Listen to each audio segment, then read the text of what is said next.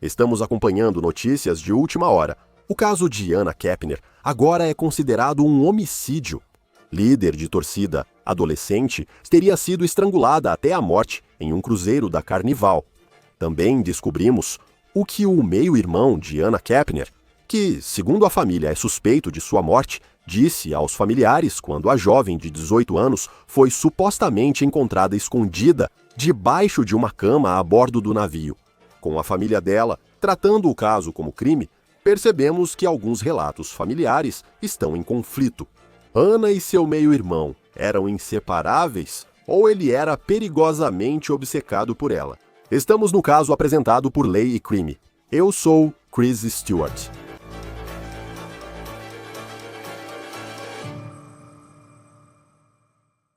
Uma grande atualização chegou. A família de Anna Kepner está dizendo que a morte dela foi oficialmente considerada um homicídio.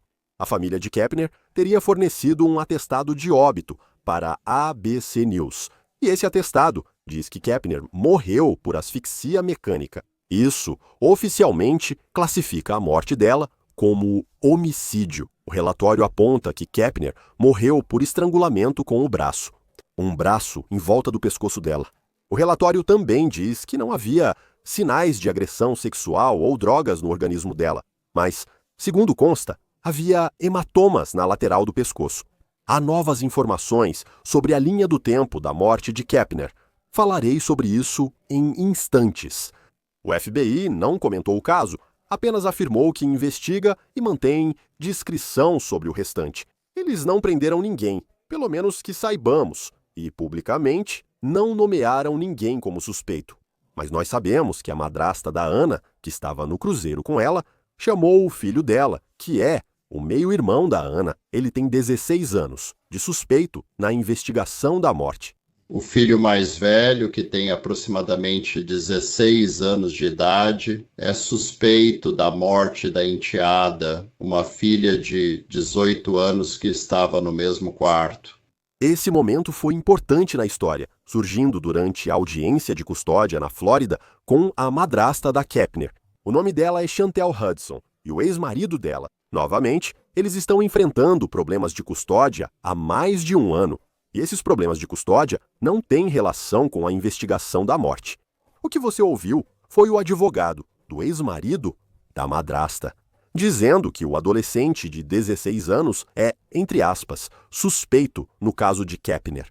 Voltando aos avós de Anna Kepner, presentes no cruzeiro, e a entrevista deles para a ABC News, eles relataram, pela primeira vez na entrevista, o que o enteado de 16 anos teria dito após a descoberta do corpo de Anna. Já trago essa informação. Também estamos descobrindo mais sobre os últimos dias de vida de Anna. Vamos para 6 de novembro. Isso aconteceu em um cruzeiro de 6 dias de Miami ao Caribe, no navio Horizon da Carnival. A viagem está quase acabando. Faltam poucas noites para o navio voltar ao porto de Miami. E Kepner, supostamente, por volta da hora do jantar, não estava se sentindo bem. Os avós dela disseram em uma entrevista à ABC que ela usava aparelho ortodôntico. O aparelho a incomodava, então ela foi dormir cedo. Depois veio o dia 7 de novembro. No dia seguinte, a família de Kepner tomou café da manhã sem Anna Kepner. O avô dela contou que pegava as cartelas de bingo quando ouviu pelo alto-falante sobre uma emergência médica. Você pensa no momento para ele. Ele reconheceu o número do quarto mencionado. Por volta das 11 da manhã, o Daily Mail afirmou que uma camareira entrou na cabine de Anna e fez a descoberta horrível. O corpo de Kepner foi encontrado enrolado em um cobertor coberto com coletes salva-vidas e escondido sob uma cama. A ABC News diz que ela foi estrangulada. Um braço supostamente pressionado contra o pescoço dela a matou. E, segundo relatos, não havia evidências de agressão sexual, drogas ou álcool em seu organismo no momento de sua morte. O navio voltou ao porto em 8 de novembro, um dia após encontrarem o corpo dela. O corpo dela foi removido do navio e levado ao escritório do legista em Miami-Dade. Segundo a WSVN-TV, este vídeo é do repórter Sheldon Fox. Segundo a ABC News, a certidão de óbito indica que Kepner morreu em 6 de novembro em horário desconhecido. Isso indica que as autoridades acham que Kepner foi morta na noite anterior ao acharem seu corpo.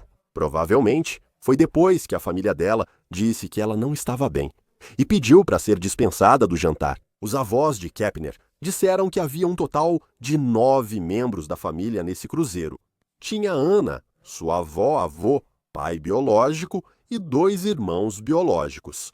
Depois, havia Chantel Hudson, a madrasta, e seus 2 filhos, uma menina de 9 anos e um garoto de 16, que agora, segundo relatos, é suspeito da morte de Anna. Os avós de Anna disseram que essa viagem em família seria uma nova tradição, pois a família mesclada estava reunida. E eles também disseram que Anna tinha uma relação realmente de irmãos com o seu meio-irmão, o garoto de 16 anos. Os avós os chamaram de irmãos inseparáveis.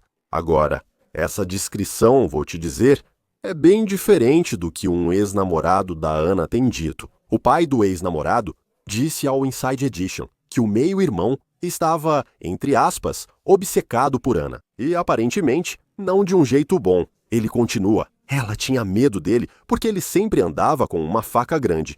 Ele contou que o filho viu o meio-irmão entrar no quarto da Kepner durante uma chamada de FaceTime e, segundo ele, subir nela enquanto ela dormia. E acrescentou, ele é tipo obcecado, atraído por ela de forma louca. Ele sempre quis namorar com ela. Tudo isso é de acordo com Inside Edition. Agora, o ex-namorado também disse ao veículo de mídia que Anna tinha tanto medo do meio-irmão que ela realmente dormia na casa de amigos só para ficar longe dele. Nesse cruzeiro, Anna supostamente dividia um quarto com o meio-irmão. Não só isso, o ex-namorado também diz que o irmão biológico de Anna tentou entrar na cabine, mas a porta estava trancada. Anna e o meio-irmão estavam lá. Segundo a Inside Edition, ele afirmou ter ouvido gritos, inclusive o meio-irmão dizendo "cala a boca". E ele também disse que podia ouvir algo batendo no quarto. Os avós disseram à ABC News que os investigadores afirmaram que a única pessoa vista entrando e saindo da cabine onde Anna foi encontrada morta foi o meio-irmão de 16 anos. A situação fica ainda mais estranha, pois os avós de Anna afirmam que todos foram interrogados após o corpo ser encontrado. E, segundo relatos, o enteado disse que não se lembra dos detalhes sobre o suposto incidente. De acordo com a ABC, o jovem de 16 anos disse, abre aspas, em suas próprias palavras, que não se lembra do que aconteceu. Agora, isso foi o que a avó de Anna disse ao veículo de imprensa que o garoto contou a ela. Ela afirma que o garoto foi hospitalizado para avaliação psiquiátrica ao retornar ao porto de Miami. Agora sabemos que o garoto está recebendo algum tipo de tratamento de saúde mental. 1º de dezembro, às 9 da manhã. Posso falar? Ele tem uma consulta com o psiquiatra no dia 1º de dezembro. Espere um pouco. Converse com sua advogada antes de falar. Se ela autorizar, pode prosseguir. Por mim, tudo bem, mas confirme com ela antes. Houve outro momento importante nessa audiência de custódia quando Chantel Hudson, a madrasta, se manifesta no tribunal ao falar sobre o agendamento de outra audiência relacionada ao caso de custódia, onde ela diz que o menino tem uma consulta com o psiquiatra nesse dia específico. No momento desta gravação, não está claro se alguém foi acusado em conexão com a morte de Kepner. Agora, outra camada dessa história que veio à tona é o relacionamento, ou a falta dele, que Anna Kepner tinha com sua mãe biológica. Heather Wright é mãe biológica de Anna e não vive na Flórida. Ela afirma não ter relação com o pai biológico de Kepner, presente no cruzeiro. Ela disse que teve que saber da morte da filha por meio de reportagens na internet. E ela também disse que o pai de Kepner tentou proibir ela de ir ao memorial de Anna. É aqui que a situação fica estranha e trágica. A mãe biológica disse que foi ao memorial em Titusville, Flórida, na semana passada, usando um disfarce. Foi isso que ela disse para Ashley Banfield, na News Nation. Que seu ex-marido te proibiu de ir, você pode me contar o que aconteceu e quais foram as circunstâncias? Ele me disse que quando eu falei que estava indo para lá, ele disse que ele tinha certeza de que Ana não me queria lá. E eu disse, isso é mentira, mas tudo bem. Ele disse, se você pisar na Flórida, mando prender você imediatamente por causa da pensão alimentícia. E mesmo assim você foi, né? Disfarçada. Sim, eu usei uma peruca e mais, uns saltos altíssimos. Então, se ele quisesse alguém baixinha, não me reconheceria. E você conseguiu ir ao funeral? Alguém te viu ou te reconheceu? Me conta o que aconteceu quando você chegou lá. Ninguém me viu. Fiquei no fundo, perto da porta, para poder sair rápido, se necessário. Foi muito bonito. Eles tinham várias fotos da minha filha. Ela disse que usou uma peruca e salto alto para conseguir entrar no memorial da própria filha. Não podemos confirmar os detalhes divulgados sobre a morte de Ana, pois o FBI só informou que investiga o caso. Também não estamos divulgando o nome do garoto de 16 anos, nem mostrando a foto dele, porque ele ainda é menor de idade. Se esse garoto for acusado e julgado como adulto, avisaremos vocês enquanto acompanhamos essa história. Contactei a Carnival Cruise Lines para uma declaração e eles disseram: o FBI investiga a morte de um hóspede do cruzeiro Carnival Horizon, que retornou ao porto de Miami na manhã de sábado, 8 de novembro. Como o assunto está sob investigação policial, o Escritório de Relações Públicas do FBI em Miami deve fornecer mais informações. Nosso objetivo é apoiar a família do hóspede. Falei hoje com o ex-agente do FBI, Colin Schmidt. Fizemos essa entrevista antes do anúncio de que a morte de Kepner é supostamente um homicídio. O ex-agente do FBI, Colin Schmidt, está novamente conosco para comentar o caso. É sempre um prazer tê-lo conosco no Law and Crime. O que seria necessário se for mesmo um caso de assassinato? E nós não sabemos neste momento, mas com o que está sendo apresentado, se o jovem de 16 anos acabar sendo acusado pela morte da meia-irmã, qual seria a probabilidade de ele ser julgado como adulto? Bem, é um crime federal porque aconteceu em um navio de cruzeiro, então tem que haver uma análise do que a lei federal vai permitir. Sendo julgado como adulto no sistema federal, você precisa passar por várias etapas. Isso precisa de aprovação do Departamento de Justiça do Maine e do Escritório do Procurador dos Estados Unidos da América. E além disso, ele ainda não foi... Parece que ele não foi preso, apenas nomeado suspeito. Então, ainda estamos meio que esperando todos os fatos virem à tona antes de tirarmos conclusões precipitadas. Porque neste momento, o FBI não vai dizer nada até que a investigação deles termine, e eles ainda estão sendo muito minuciosos nisso. Mas agora, você tem membros da família dizendo que ela, você sabe, morreu supostamente por asfixia, que foi algum tipo de braço em volta do pescoço dela, que ela tinha hematomas por causa disso, que o meio-irmão foi a única pessoa que entrou e saiu daquele quarto. Você sabe, muita informação sendo divulgada, mas não pelos canais oficiais. O que o FBI pode estar esperando, de certa forma, se tudo isso for verdade, para apresentar acusações contra esse adolescente? Antes de tudo, me expressei mal. Ele não foi considerado suspeito. O FBI não apontou ninguém. Eles estão seguindo os processos clássicos do FBI, que basicamente consistem em não compartilhar nenhuma informação. Ponto final. Fim de papo. Acho que as fontes deles não são do FBI. Eu acho que os veículos de mídia estão conseguindo essas informações por meio dos familiares, com base nas perguntas que o FBI está fazendo aos membros da família. Eles estão supondo isso. Em segundo lugar, em relação à espera, eles vão esperar até que, como eu disse antes, tenham tudo organizado. Eles vão concluir a investigação, esperar pelos resultados de toxicologia e por quaisquer outros laudos médicos. Eles vão garantir que tenham todos os vídeos. Eles vão garantir que tenham concluído todas as entrevistas com as pessoas envolvidas, qualquer um que possa ter informações para ajudar, você sabe, a investigação. E eles também vão analisar as redes sociais, assim como as redes sociais dela. E qualquer suspeito que tenha redes sociais para ver se há alguma indicação de intenção, se eles realmente tiverem alguém em mente que tenha feito isso. Você fez um bom ponto com seu conhecimento. E para nós de fora, onde parece que veículos como a ABC ou o Daily Mail estão conseguindo informações nesse caso. Por que isso pode ser arriscado? Talvez não seja arriscado, porque eu sei que eles têm certos níveis que seguem quando vão reportar as coisas, Mas, ao mesmo tempo, se você está recebendo informações de membros da família que até já foram interrogados pelo FBI, acho que estou tentando descobrir como perguntar direito. Tipo, a percepção do que o familiar pode achar que é a investigação e o que está acontecendo, comparado com o que potencialmente é a realidade do que os investigadores realmente estão analisando. Bem, acho que isso basicamente se resume à lógica básica ou ao bom senso.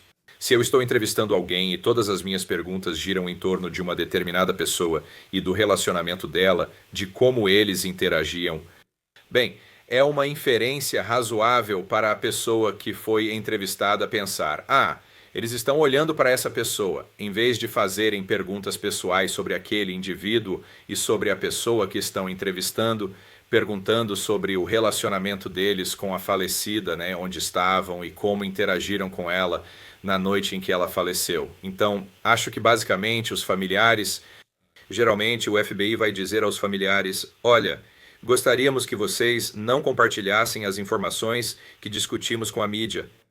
Isso não significa que eles são obrigados a fazer isso. Não existe nenhuma lei que diga que eles podem ou não podem compartilhar essa informação. É apenas uma questão de cortesia. Mas, pelo que parece, a família é um ambiente um pouco caótico. E eu acho que eles estão falando livremente com a mídia, o que não ajuda ninguém. Como sempre dizemos, todos só precisam recuar e esperar até que todos os fatos sejam reunidos. E então há uma decisão de acusação pelo escritório do Procurador dos Estados Unidos da América? Sabemos, através da audiência de custódia com a madrasta, e depois, pelo que os avós contaram à ABC News, que esse enteado de 16 anos da madrasta de Anna Kepner é uma família mista, com várias dinâmicas, que ele foi para o hospital assim que o barco voltou para Miami e ele passou por uma avaliação psiquiátrica. O que normalmente acontece, o que está envolvido quando alguém precisa ir para o hospital por um motivo psiquiátrico, especialmente quando essa pessoa pode estar ligada a algo tão sério como isso. Bem, eu não sou psiquiatra nem psicólogo, então realmente não posso comentar necessariamente sobre o que envolve algo assim. Acho que alguém tinha aconselhado ele a ir ao hospital para ser avaliado. Sabe, provavelmente estou apenas usando o bom senso, que ele provavelmente estava angustiado por algum motivo e demonstrou que precisava de atenção médica. Mas em relação ao que envolve uma avaliação de fato, eu não saberia comentar sobre isso. Mas, sabe, basicamente isso também volta ao bom senso. Quero dizer, se alguém está ansioso ou deprimido ou tendo pensamentos de autoagressão ou de machucar outra pessoa, é claro que essa pessoa precisa ser avaliada por um profissional. Sim, não, faz sentido. De acordo com a avó, o enteado diz que não se lembra do que aconteceu. Dizem que ele foi a única pessoa a entrar e sair do quarto onde acharam o corpo dela. Ele não sabe nem se lembra do que aconteceu. Foi o que os avós disseram à ABC News. Se você tem um suspeito num caso desses e ele diz isso, o que o FBI faz depois? E tentar descobrir se isso é realmente verdade ou meio que superar isso para descobrir qual é a realidade de fato. Bem, eu não me lembro, simplesmente não é uma defesa. Sabe, nós também estamos presumindo que o FBI conseguiu interrogar esse jovem. E, sabe, em interrogatórios ou entrevistas de investigação básicos, você vai fazer essa pessoa passar por toda a linha do tempo que ela consegue se lembrar.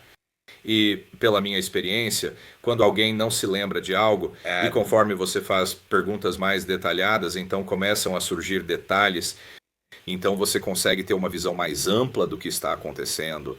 Também depende se ele foi entrevistado pelo FBI ou se estava com um familiar adulto. E, de modo geral, o FBI não entrevista crianças sem a presença de um adulto. E isso não é necessariamente o caso aqui. Não sabemos, ele tinha um advogado presente durante a entrevista, se é que ela aconteceu. Não sabemos o que acontece, porque o FBI, seguindo seus regulamentos, não compartilhou informações. Comprovável só. Eu também sempre fico fascinado com isso, porque, sabe, jornalistas conseguem obter informações de diferentes fontes e tudo mais.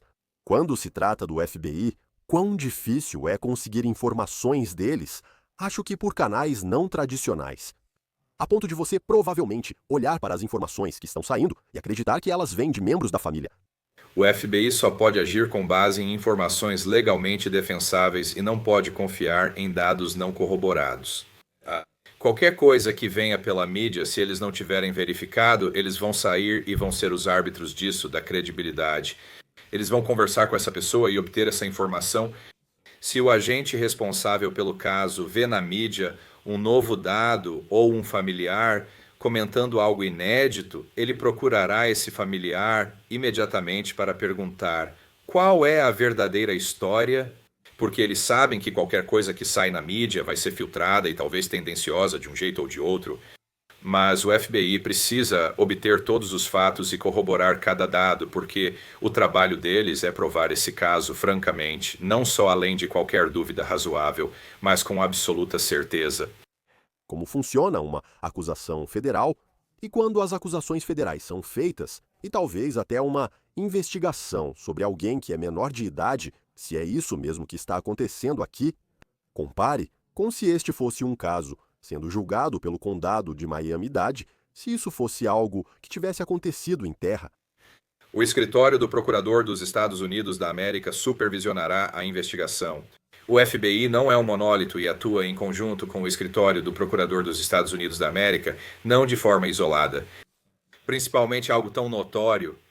Então vai haver um procurador assistente dos Estados Unidos, talvez até um supervisor em Miami ou no Distrito Sul da Flórida, supervisionando isso. E eles vão coordenar com o FBI para garantir que cada passo que derem seja apropriado, legalmente defensável e também para reunir informações que possam ser usadas em tribunal. Porque simplesmente eles não querem cometer nenhum erro em algo assim. Ninguém quer cometer erros, para ser sincero. Mas o FBI vai ser muito estratégico em relação aos seus passos e vai garantir que tudo o que eles coletarem em termos de informação possa ser usado em tribunal. Para os agentes que investigam esse caso, e cada família é diferente, essa era uma família mista. As questões de custódia estão acontecendo com a madrasta. A mãe biológica de Anna Kepner foi à mídia e estava falando sobre ter problemas com o pai biológico. Aí você tem esses avós dizendo que Anna Kepner e seu meio-irmão, o garoto de 16 anos, eram unha e carne. Depois, o ex-namorado e a família dele aparecem dizendo: na verdade, esse garoto de 16 anos era tão obcecado por ela que a assustava. Existem várias versões e muita polêmica sobre esse relacionamento. Como você faz para descobrir exatamente qual era a relação entre Anna Kepner e esse meio-irmão, quando parece que cada pessoa tem uma versão diferente da história? Bem, é uma questão de cooperação. Nessas situações, as equipes do FBI que conduzem a investigação costumam ser formadas por entrevistadores altamente qualificados. Esses agentes sabem entrevistar, obter confissões e fazer pessoas falarem de forma legal e apropriada para uso em tribunal. E para responder à sua pergunta, se alguém diz que há atrito entre os dois, ok, eles recebem essa declaração, mas depois eles cooperam. Ok, o que as redes sociais estão dizendo? Existem outros 2 pontos de dados que vão dizer a mesma coisa para de fato corroborar que havia atrito entre essa pessoa que a mídia diz ser suspeita e ela, ou o contrário. Então, basicamente, o FBI e toda a lei em geral não tenham uma ideia pré-formada sobre o ocorrido. Eles vão reunir os fatos e deixar que eles determinem o rumo do caso. Quando você está lidando com o caso, e nem toda morte é registrada em vídeo, mas eles estavam em um navio que tem muitas câmeras de vigilância. Você chega à cabine e não sabemos o que houve lá dentro. Sabemos que, pelo menos, segundo relatos, o enteado foi a única pessoa entrando e saindo. E então, o corpo de Anna Kepner é encontrado lá dentro. Como é que a investigação, como é que talvez o que eles estavam fazendo no navio durante todo o tempo, quais são as coisas que os agentes estão analisando nos dias que antecederam aquele momento, já que não há vídeo do que aconteceu dentro da cabine? Bem, tudo se resume à linha do tempo e conversar com as pessoas que estavam no círculo dela para montar as 72 horas antes e depois e basicamente montar uma linha do tempo completa para ela. Se tem um suspeito, eles o acrescentam à linha do tempo para ver o que fazia e então unem tudo. Cada ponto de dados nessa linha do tempo vai ser confirmado, não vai ser algo que eles tiram da mídia, vai ser algo que eles obtêm em uma entrevista presencial. Ou eles analisaram um vídeo ou olharam o celular, porque essa é a outra questão. O que tem no celular dela? Tenho certeza de que ela estava com o celular do barco, tenho certeza de que os dados foram baixados e tenho certeza de que eles estão analisando todas essas informações também. Quão difícil é acessar o celular dela, nesse caso, considerando que algumas pessoas já têm advogados e a situação chegou a esse ponto? Depende do tipo de celular, existem várias possibilidades e, como dizem os advogados, depende. Mas se os familiares souberem a senha do celular, provavelmente fornecerão essa informação por estarem colaborando com a investigação. Se o FBI tiver a senha de um iPhone, por exemplo, poderá acessar o celular e obter todas as informações.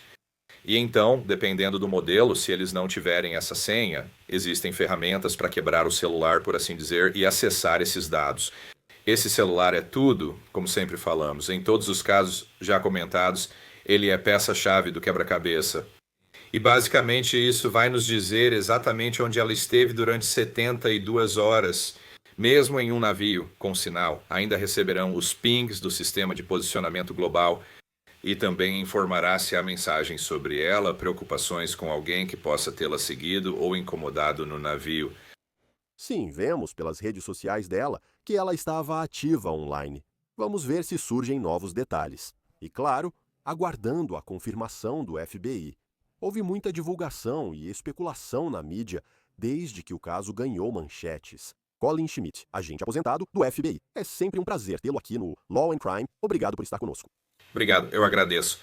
Antes de encerrar, destaco que o caso de custódia da madrasta de Anna Kepner terá nova audiência em 5 de dezembro. O pai biológico de Anna pode depor. A madrasta de Anna afirmou que pode invocar a 5ª emenda se for chamada a depor. O advogado afirmou na audiência anterior que ela foi inocentada de irregularidades na morte de Anna Kepner. Caso apresentado pela Law and Crime, inscreva-se no YouTube e Spotify. Eu sou Chris Stewart. Nos vemos na próxima vez.